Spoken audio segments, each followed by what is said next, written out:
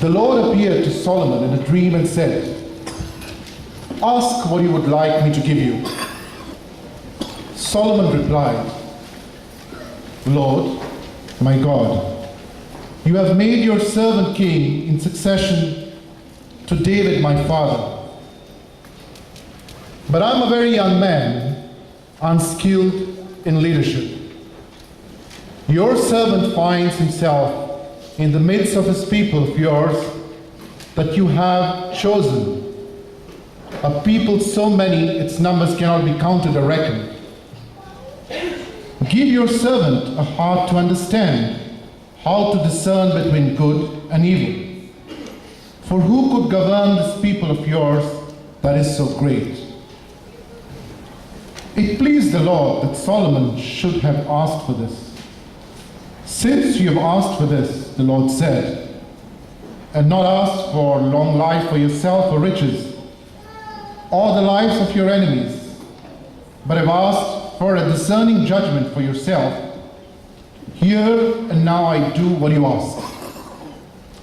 I give you a heart wise and shrewd, as none before you had, and none will after you."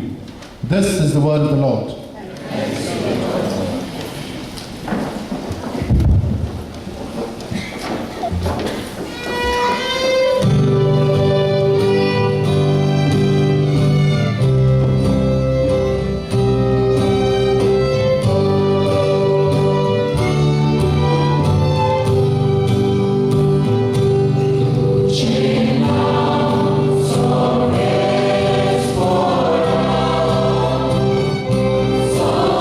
For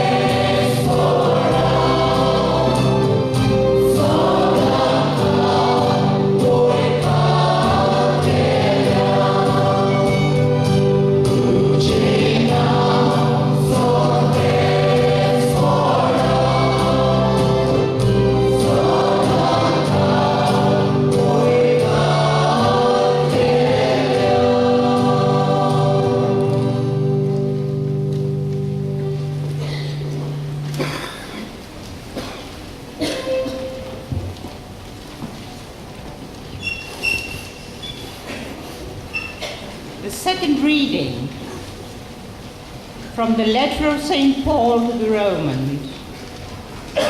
We know that by turning everything to the good God, who operates with all those who love him, with all those who he has called according to his purpose.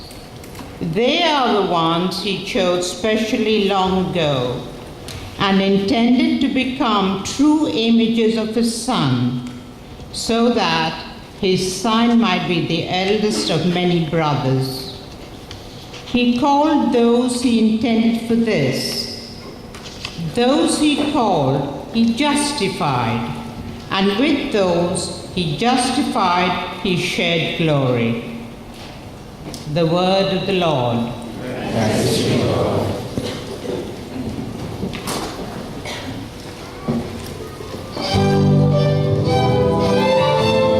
Please all stand.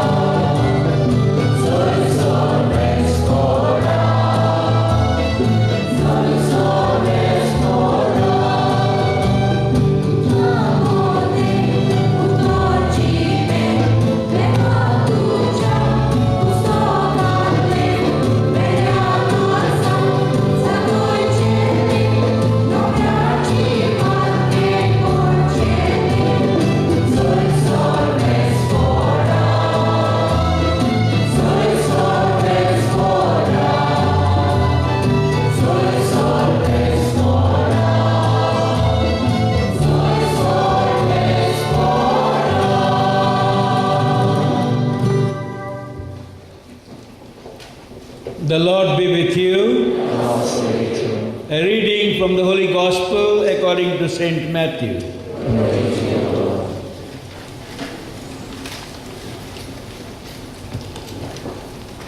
Jesus said to the crowds, "The kingdom of heaven is like a treasure hidden in a field, which someone has found.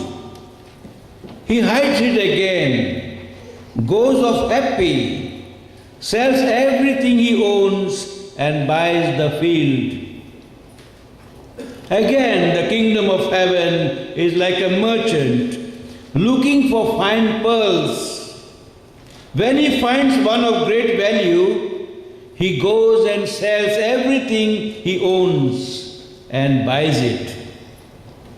Again, the kingdom of heaven is like a dragnet cast into the sea that brings in a haul of all kinds. When it is full, the fishermen haul it ashore. Then sitting down, they collect the good ones in a basket and throw away those that are no use. This is how it will be at the end of time. The angels will appear and separate the wicked from the just, to throw them into the blazing furnace, where there will be weeping and grinding of teeth." Have you understood all this? They said, "Yes."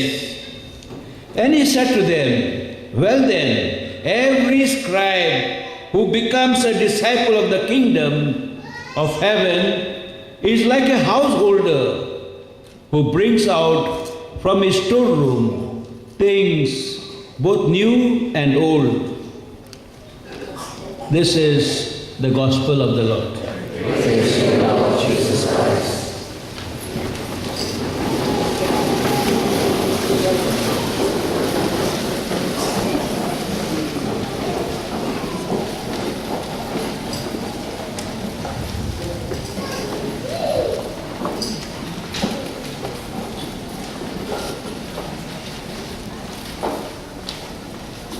Mogacha Baba Balino, dear brothers and sisters, today it's a great day for all of us to come here and celebrate this feast in a way, feast of our ethos, our heritage, our culture, and the special significance that each and every Goan finds himself in today.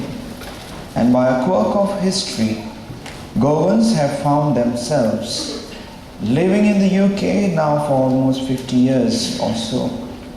And today marks the sapphire anniversary of the GOA, Goan Overseas Association. Let us recall and lift our hearts to God for the founding fathers of the association, some of whom have left this world. Let us bring to mind their sacrifices, their vision, their yearning for all Goans to voice their aspirations and hopes, united under one banner.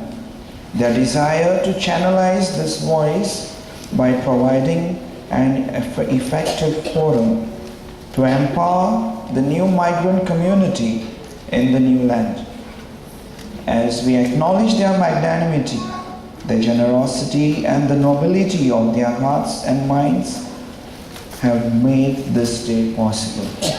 The last 2 days and today, as we come here, they have put their might and their efforts in pulling the scarce resources of those days together against all odds, overcoming all obstacles, surmounting all hurdles and impediments, only to see that we as a community not only find place in the making, but also claim our rightful share in a common ancestry of the land of our forefathers, beautiful Goa, Sobit Sundur Amche Goin.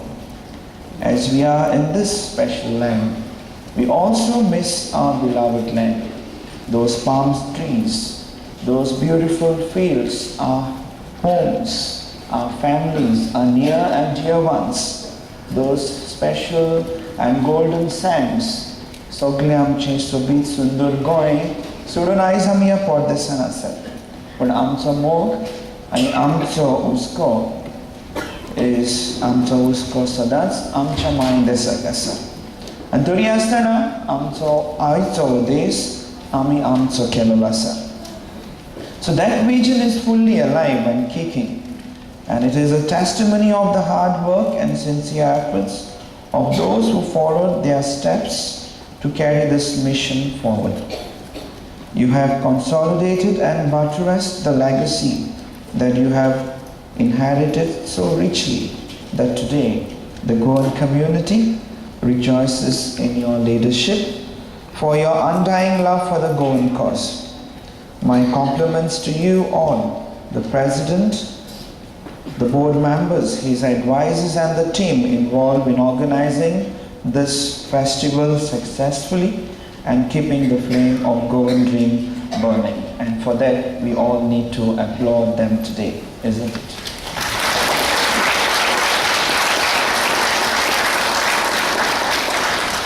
But as much as we would wish to congratulate the office bearers on this splendid success and giving this convention a wholly new dimension, perhaps it is also a time ripe for introspection, in stopping dead in our tracks to evaluate and take stock of the ways things could have been done better. Definitely, with the benefit of hindsight, we can all rise up in a statesman-like spirit in burying our past mistakes and rising up above pettiness and a legendary crab mentality to outdo one another in every possible way. The true mark of man is not never failing down, but rising up every time we fall. It is time to encompass every shade of opinion and every hue of our heritage by engaging effectively with all strata of our immigrant community. Let this be an all-inclusive Goan movement where our common heritage through our language